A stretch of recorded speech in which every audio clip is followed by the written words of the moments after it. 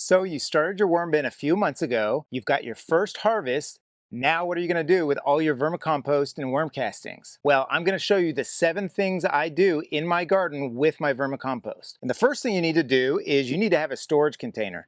And if you look at this storage container right here, it has lots of holes in there. And what I did was I drilled several holes on all the sides and on the bottom. And this storage container is left outside. And inside you can see we've got some great vermicompost. I put some plastic in it to keep it moist. And right in here is about 4 gallons of vermicompost, or about 20 pounds. Now, every time we harvest, I just put my worm castings in here. And even if there's some cocoons or worms in here, I can bait them out with a bait cup. But let's go ahead and look at what I do with my vermicompost. Now, one of the main ways I use my vermicompost is by making worm composting tea. And what I do is I take these reusable tea bags and I'll just go inside my vermicompost and I will fill up the bag with all these wonderful worm castings. And I'm using worm castings and vermicompost interchangeably. Vermicompost has, not totally broken up or broken down material in it, and worm castings is more of a pure form, but certainly I've got a little bit of both in here. So we've got our tea bag right here. And what you want to do is you're going to want to take something that you can use in order to hang it inside of your bucket of water. Now, this bucket of water right here has water from my rain barrel. You can use tap water as well, but we're just going to suspend it right inside there. And we're going to make sure that it hangs just like that. Now, I like to just squeeze it and get some of the material flowing through the water. And there's a couple ways you can do this. You can use a bubbler, or you can just let it sit in here for a few hours and then use it. If you use a bubbler, then you're adding oxygen into it, and you can leave it anywhere from 12 to 48 hours. And additionally, you can put in some unsulfured molasses. And what that does is give a food source for your microbes to feed on. Now, I'm going to use a bubbler, and this is just something I picked at my local pet store. And on the end of it, I've got a couple of aerators here. This one is very common, and then you can find this one too, just puts up some more air. So let's go ahead and plug it in, and we're going to go ahead and drop that right into our bucket, just like that. And what that does is provide lots of oxygen for both the microbes and the worm castings. And because we put the molasses in there, the microbes are going to have a food source to grow their population, and the microbes are what you want for your garden. So let's see how the worm castings are doing. Pretty good right there. So now we're going to let this sit for about 24 hours, and then I'll show you what we do with the worm casting tea. All right, it's been 24 hours, so let's go down into the worm tea, and we're gonna pull up our worm castings and just kind of let the liquid drip out of them, and we're gonna use this later. So we've got all this wonderful liquid fertilizer right here in the form of worm casting tea. And now what I'm going to do is I'm going to take it and I'm going to put it in my watering can. Now you can use this full strength, or you can dilute it, and I dilute it about 50% water, 50% worm casting tea, and that's what I'm going to do, just like this. Now you can do this every day. In fact, I typically do it about once every 2 days. And the wonderful thing about worm casting tea is you can use it as much as you want. It's not going to burn your plants. And I typically try to brew some worm casting tea every couple days, and I just put it right on my plants.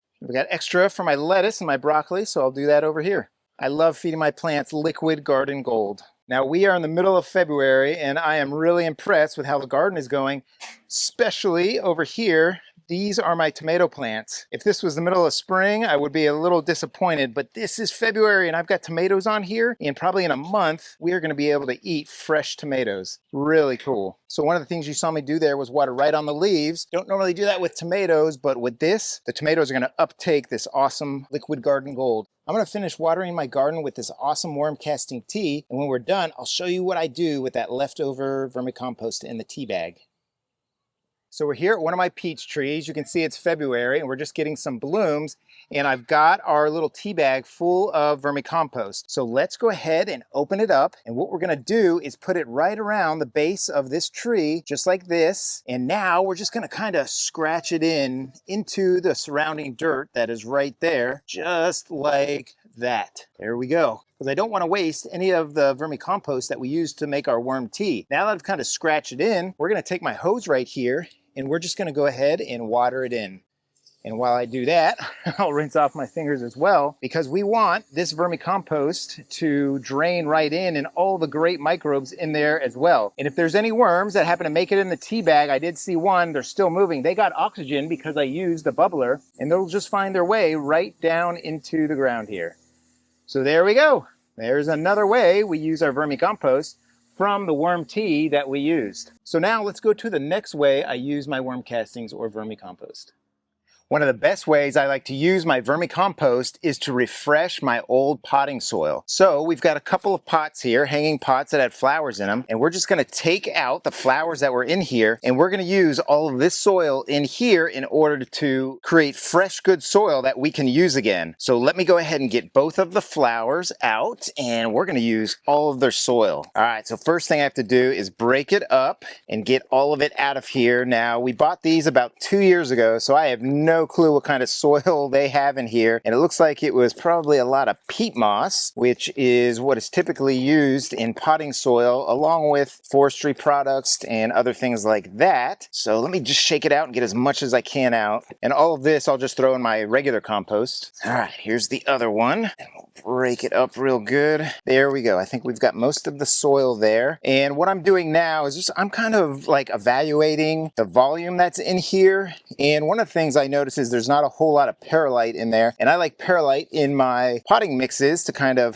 help air it out and also help to let water flow through it. And so I'm going to add some of that right here, and I'll probably just add about 10 to 15% of what I see right here. So there it is right there.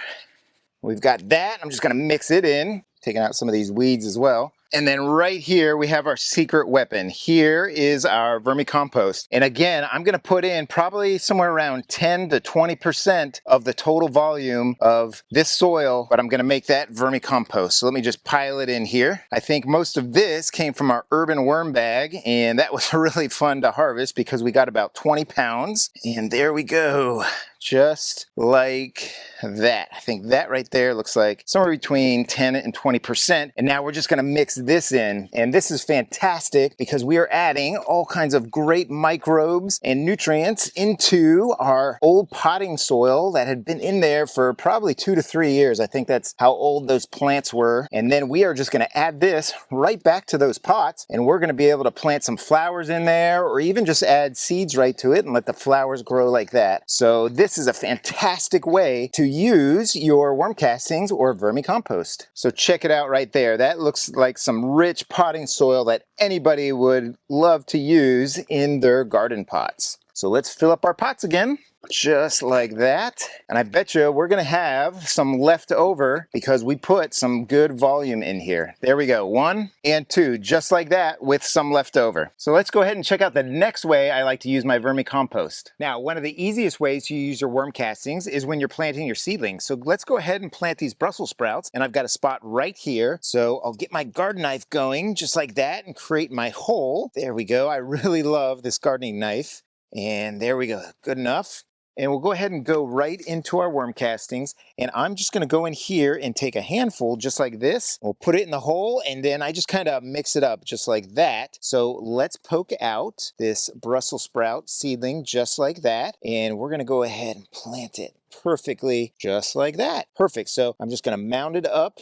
There we go. And I have just used some worm castings to give this brand new seedling a little bit of a head start. So let's go ahead and go to the next way I use my worm castings. The next thing we're going to do with our worm castings is we're going to make seed starting mix. Now with seed starting mix, you want it to be very fine. So we are going to use our Vermihut tray, and it has 1/4-inch holes in it. You can also use one of these. So what we're going to do is we are going to use an 80 to 20 ratio with the worm castings to peat moss. You can also use cocoa coir. So we're just going to fill up this cup just like this 4 times. There we go, just like that. And we're just gonna sift this out because we wanna get any kind of big particles that are in here that might prevent the seeds from busting through the soil as they germinate. So as we do this, we see we're left with some of the kind of big stuff in there, and we don't want that in there. So now let's take a look what we have. We've got some really fine peat moss right there perfectly. So let's go ahead and grab our worm castings, and we're just gonna put 1 cup in there just like that. And to give it just a little bit of structure, we're gonna put a little bit of perlite in there. So then we're just gonna mix it up. Now you can tell the ratio may be just a little bit less than 80 to 20. And if I feel any big parts to the vermicompost, I'm going to break them up. And then we're gonna add a little bit of water in it. Looks like we got a little worm that made it in there. So yeah, now we're just gonna mix it up. And if I need to add more water, I will. There we go, just like that. I've got a great seed starting mix. So let's take one of our seed starters, just like that. And there you go, all ready to put our seeds in. And let's just do the other two. There we go, just like that. Now, if you don't have peat moss or cocoa coir, you can also just use old potting mix. Go ahead and sift it again to get any kind of big particles out. Add that 20% of worm castings, and there you go, just like that. You've got seed starting mix. So let's go to the next way I use our worm castings. So now with our worm castings, we are gonna make potting mix. So kind of similar to the seed starting mix, but this time we are going to use an 80-20 ratio, but only 60% of that is going to be peat moss. So we've got 1, 2, and 3, just like that. And next, we're going to use some of this perlite right here for our next 20%, just like that. And now we're going to go in with our 20% of worm castings right there. And you can also put in a little bit of organic fertilizer if you want, because we are starting with just peat moss. And then some people also like to use a little bit of azomite. So we'll just put just a little bit of azomite dust in there. Now we're just gonna mix this all around just like that. And if you have any clumps like this, you can just kind of put them between your palms and break them up. And this is gonna make an absolutely fantastic potting mix that we are actually gonna be able to refresh every year after our plants are done growing in it. So check it out, just like that. And let's go ahead and add some of our water. Perfect, we'll just mix it up a little bit more. And the peat moss does a great job of absorbing that water just like that. And check that out. That is perfect potting mix for your garden. And let's fill up this little fabric pot with our potting mix. Looks like we're about halfway there, so let's do this all over again. 3, 1 to 1, just like that. So that is 20% worm castings, 20% perlite, and 60% peat moss. Again, we'll add in about a handful of organic fertilizer and just a tiny bit of azomite. Mix it all up, add our water. And then now let's fill up our pot. So you saw me use a big cup, but you can use any ratio. If you want to make an absolutely huge amount of potting mix, then you can use a 5-gallon bucket and use 3 of your 5-gallon buckets of peat moss and 1 5-gallon bucket of perlite and 1 5-gallon bucket of worm castings. And then you've made an absolutely huge amount of potting mix. So there you go, right there. This pot is ready to take a seedling or a plant or anything you want to put with your brand new potting mix made out of worm castings. So let's go on to the last way I use my worm castings and wrap this all up. All right, the 7th and final way that I use my vermicompost or worm castings is to make garden soil within a garden bed. So we have got several layers here, and the majority of this is, again, peat moss. And then we've got some perlite, we've got some azomite, we've got some organic natural fertilizer right there. Then we've got some of our regular compost, and you can see it's got bits and pieces and all kinds of stuff. We do not sift for our regular garden bed soil. And then we've got our vermicompost right here. So let's go ahead and wet this up and mix it around. First, I'm just gonna try and mix it just like this. Now, I'm doing it here in a wheelbarrow, but you can do it within the garden bed itself if you need to. So for the garden soil, I'm not so concerned with precise ratios. What I do want is about 60% of the peat moss or cocoa coir, and then I want a good at least 10% of the regular compost and just the worm castings, and then the other parts are just going to be just like a little handful of the azomite and the organic fertilizer. But what we're trying to do here is make some good bulk that is going to fill our garden bed, and just like I showed you in all the other ways, we're going to continually add vermicompost to this soil over the years. Now, there are a lot of great channels that are experts on how to make soil, so go ahead and check those out, and you can fine-tune your garden soil for your area or what you're planting, but this is a great overall mix. All right, we are ready to dump this right into the garden bed, just like that.